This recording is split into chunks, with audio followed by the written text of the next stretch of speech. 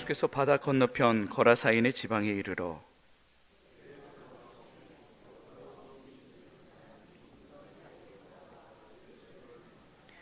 그 사람은 무덤 사이에 거처하는데 이제는 아무도 그를 쇠사슬로도 맬 수 없게 되었으니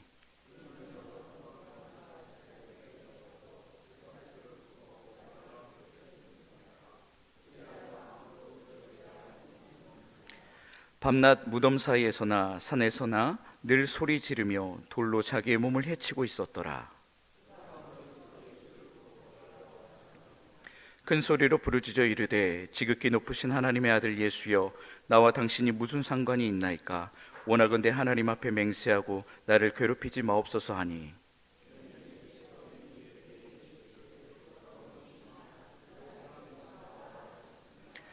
이에 물으시되 내 이름이 무엇이냐? 이르되 내 이름은 군대니 우리가 많음이니이다 하고,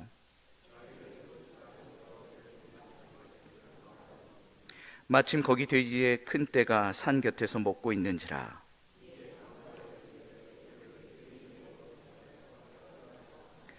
허락하신 데 더러운 귀신들이 나와서 돼지에게로 들어가매 거의 2,000마리 되는 떼가 바다를 향하여 비탈로 내리다라 바다에서 몰사하거늘.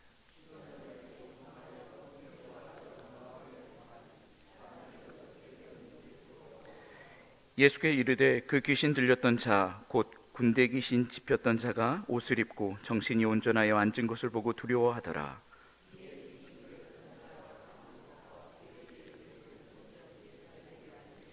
그들이 예수께 그 지방에서 떠나시기를 간구하더라.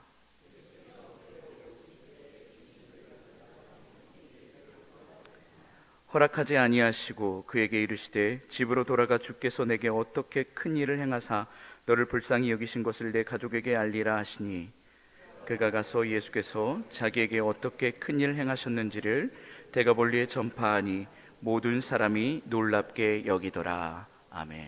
계속해서 우리가 마가복음을 살펴보고 있습니다. 마가복음의 구조는 1장부터 10장까지는 갈릴리 사역을 중심으로 서술되어 있습니다. 그리고 11장부터 16장까지는 예루살렘을 배경으로 말씀이 기록되어 있습니다. 그중 오늘 본문상 또 이 지도상으로 보았을 때 이 사건은 갈릴리 해변을 중심으로 기록되었다라고 볼 수 있습니다.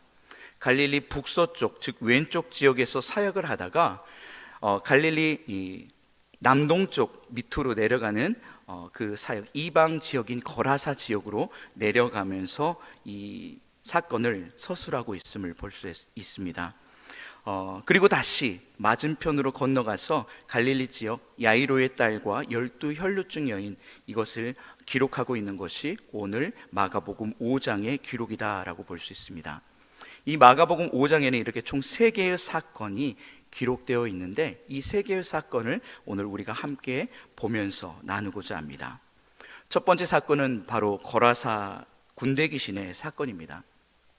이 거라사는 이방 지역으로 쉽게 유태인들이 가지 않는 지역이다라고 말할 수 있습니다. 그럼에도 불구하고 오늘 예수님께서는 그 거라사 지역을 방문하셨습니다. 이 거라사 지역에서 배에서 내리자마자 한 귀신 들린 자를 만나게 됩니다. 그리고 그 귀신 들린 자가 힘이 세서 통제할 수가 없었다라고 성경은 기록하고 있습니다. 6절에서 그가 이렇게 말합니다. 그가 멀리서 예수를 보고 달려와 절하며, 그리고 이렇게 말하죠. 큰 소리로 부르짖어 이르되 지극히 높으신 하나님의 아들 예수여, 나와 당신이 무슨 상관이 있나이까? 라고 말합니다. 어디서 많이 들어본 말씀인 것 같지 않습니까? 이와 비슷한 말을 한 또 다른 귀신이 있습니다. 마가복음 1장 24절을 보면은 회당 축기 사건에서 이와 똑같은 말을 하죠. 거기서도 더러운 귀신이 나오는데 이 귀신 들린 자의 고백이 이렇습니다. 나사렛 예수여, 우리가 당신과 무슨 상관이 있나이까? 라고 말합니다. 도대체 귀신과 예수 그리스도의 사역에 무슨 상관이 있길래 그리스도께서 이들 가운데에 선포되어지는 말씀이 있었을까요? 그것은 그리스도가 오심으로 인해서 악하고 더러운 것들이 떠날 수밖에 없음을 말씀해주고 있습니다. 그 귀신의 이름은 군대다라고 말합니다. 헬라어로 이 군대라는 단어를 살펴보니까 레기온이라는 단어를 사용하고 있습니다. 이 레기온이라는 단어는 로마의 군사 그 병정, 즉 한 6천 명 정도 되는 가량의 군사를 뜻하고 있습니다. 즉 귀신 들린 사람의 몸 안에는 대략 6천 명 가량의 군대 귀신, 즉 어마어마한 숫자의 귀신이 들린 것과 같다라고 말할 수 있을 것입니다. 또한 물론 이제 숫자적인 의미도 있겠지만 매우 강력한 귀신을 뜻하고 있는 것이 바로 군대의 귀신이다라고 볼 수 있습니다. 그런데 그 귀신 들린 자, 그 몸 안에 있는 그 귀신을 지나가던 돼지에게 들어가게 하십니다. 저는 예전에 이 본문을 살펴볼 때 별로 그렇게 주의 깊게 살펴보지 않았었습니다. 도대체 거라사 지역에 그냥 돼지, 그것들만 이렇게 별로 유심히 보지 않았었는데, 원래 돼지는요 이방 지역에 밖에 없다고 합니다. 즉 유태인들은 이 돼지를 굉장히 더럽게 여기는 동물이기 때문에 이 유대인 지역에서는 보기 힘든 동물이다라고 성경은 말하고 있습니다. 부정한 동물이기 때문에 이방 지역에 있었고, 이 돼지를 키우고 사는 사람들은 즉 이방 사람들이었다라는 거예요. 여기에 초점이 있다라는 것이죠. 예수 그리스도께서 왜 굳이 이방 사역, 이방 지역에 가셔서 하나님의 복음을 전하고 있을까? 그것은 온 인류를 구원하시기 위해 이 땅에 오신 그리스도의 사역을 단편적으로 보여주고 있는 사건이다라고 볼 수 있습니다. 즉 5장의 사건은 이렇게 이방 지역에서 사역하시다가 또 다시 유대인 지역으로 다시 들어가셔서 유대인들을 구원하시는 예수 그리스도의 사역을 보여주고 있습니다. 이렇게 예수 그리스도께서 이 귀신을 쫓는 이 축기 사역을 하고 나서 20절을 보면은 이렇게 기록하고 있습니다. 그가 가서 예수께서 자기에게 어떻게 큰 일을 행하셨는지를 데가볼리에 전파하니 모든 사람이 놀랍게 여기더라. 여러분들 이 데가볼리라는 지역이 어떠한 지역인지 혹시 알고 계십니까? 이 데가볼리는 데카폴리스라는 의미를 갖고 있습니다. 데카폴리스는 10개의 지역을 의미하고 있는데 이방 지역 중에서도 굉장히 큰 10개의 도시를 뜻하고 있습니다. 이 10개의 지역에 이 귀신 들린 자, 즉 치유받은 자가 이 곳곳 모든 이 10개의 도시에 전파하며 다녔다라는 것입니다. 그리스도를 만나서 치유함을 얻었다라고 이 소식을 널리 전파하는 계기가 되었다라는 것이죠. 예수님의 행보는 유대인에 국한되어 있지 아니하고 주님을 알지 못하는 이방인들과 함께 있음을 오늘 기록하고 있다라는 것입니다. 아무도 가지 않는 그곳, 아무도 오지 않는 그곳, 그곳에 주님께서 친히 가시는 그 이유, 그것을 우리가 기억하길 원합니다. 다른 사람들은 더럽다 여기는 그 이방인의 그 지역에 가셔서 하나님의 복음을 전파하고자 하는 그리스도의 사역을 우리가 다시 한번 생각하기를 원합니다. 두 번째 이야기는 다시 배를 타고 유대인들이 사는 곳으로 오셨습니다. 그리고 바닷가에서 늘 하나님의 말씀을 전하시던 그 예수님께서 야이로의 회당장 야이로가 오게 됩니다. 그리고 자신의 딸이 곧 죽게 되었으니 살려달라고 간청합니다. 이 이야기를 듣고 예수님께서 무리들과 함께 이동하는 중에 있었습니다. 그 중에 그러다가 어떠한 한 여인을 만나게 됩니다. 누구죠? 12해 혈루증을 알아온 그 여인을 만나게 됩니다. 이 여인은 세상의 많은 의사들에게 진료를 받았습니다. 그러나 효험이 없었습니다.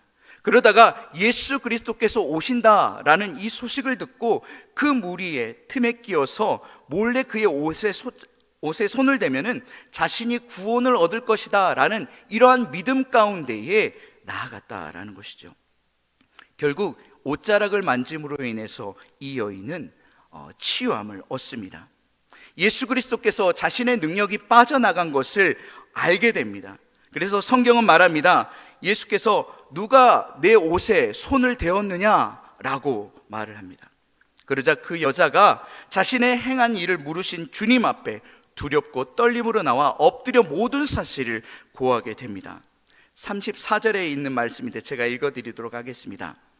딸아, 내 믿음이 너를 구원하였으니 평안히 가라. 내 병에 놓여 건강할지어다. 아멘. 주님은 아무 상관없는 여인을 내 딸이다 라고 불러주고 계십니다. 많이 들으셨겠지만 여인은 혈루병을 앓고 있었습니다. 이 혈루병은 어떠한 병입니까? 사람들의 인식 속에는 부정하다 여겨지는 병입니다. 이 부정한 여인은 사람들이 모여있는 곳에 절대로 갈 수가 없습니다. 가다가 들키는 경우에는 반드시 죽임을 당할 수밖에 없었기 때문입니다. 그런데 이 여인이 사람들을 헤집고 몰래 그리스도의 옷자락을 만졌다라는 것입니다. 혈루증 여인을 치료하시고 이 여인을, 상관없는 여인을 내 딸아 불러주신 그 주님, 이 더러운 여인이 오히려 예수 그리스도를 만짐으로 인해서 치유함을 얻었다라는 것입니다. 성경은 분명히 기록합니다. 부정한 자가 어떠한 물건을 만지면 똑같이 부정해지기 마련입니다. 그런데 부정한 자가 그리스도를 만졌음에도 불구하고 그리스도가 부정해지는 것이 아니라 오히려 만진 자가 정결함을 얻었다라는 사실을 우리는 기억하길 원합니다. 주님은 이렇게 길을 가시다가도 한 영혼을 구원해 주십니다. 더럽고 부정함에서 깨끗함으로 변화시켜 주셨다라는 것입니다. 그런데 그렇게 이동하는 중에 이 야이로의 딸은 그만 죽고 맙니다. 그래서 그 집에 이제 도착했을 때에 모든 사람들이 다 울고 있습니다. 그런 사람들을 보면서 도대체 왜 우느냐라고 말씀하시죠. 이 아이는 죽은 것이 아니라 잔다라고 말씀하고 있습니다. 그리고 그 아이가 있는 곳에 가서 달리다굼 하고 말씀하시죠. 소녀야 일어나라 라고 말씀하십니다. 여러분들, 이 세 개의 사건이 오늘 5장에 한 번에 다 기록하고 있는데 이 기록하는 이유가 왜 있을까요? 여기는 부정한 자, 그 다음에 더럽다고 여겨지는 자, 소외받은 자, 바로 한 그곳에서 그리스도께서 사역하고 계셨음을 말씀하고 있습니다. 이 세 가지 이야기의 공통점이라는 것이죠. 부정하고 더럽고 아무도 가지 않는 그곳에 가신 분이 바로 오늘 우리가 믿고 있는 예수 그리스도시다라는 겁니다. 주님은 이 땅 가운데에 그렇게 소외되고 더럽고 약한 자들을 친히 찾아가셨다라는 것입니다. 그곳에서 구원의 사역들을 펼쳐나가신 그 주님을 오늘 우리가 바라보기를 간절히 원합니다. 혈루증 여인이 만지는 것은 부정해진다라고 말씀했습니다. 그런데 오히려 깨끗해지고 있습니다. 이 죽은 시체를 만지는 것 역시도 부정해지기 마련입니다. 그런데 주님께서 이 소녀를 잡아 일으키셨다라는 것이죠. 이 부정한 것을 만졌음에도 불구하고 오히려 부정해지지 아니하시고 오히려 그 생명이 다시 살아나는 하나님의 은혜가 있었다라는 것입니다. 주님을 만나게 되면 부정과 더러움이 사라지게 됩니다. 오히려 정결하게 되고 치유되어지고 구원받게 되어진다라는 사실을 우리가 꼭 기억하길 원합니다. 주님께서는 이 땅 가운데 치유의 사역, 또한 연약한 것들을 또한 고치는 사역, 이러한 사역들을 위해서 오늘 이 땅 가운데 오셨음을 우리가 꼭 기억하길 원합니다.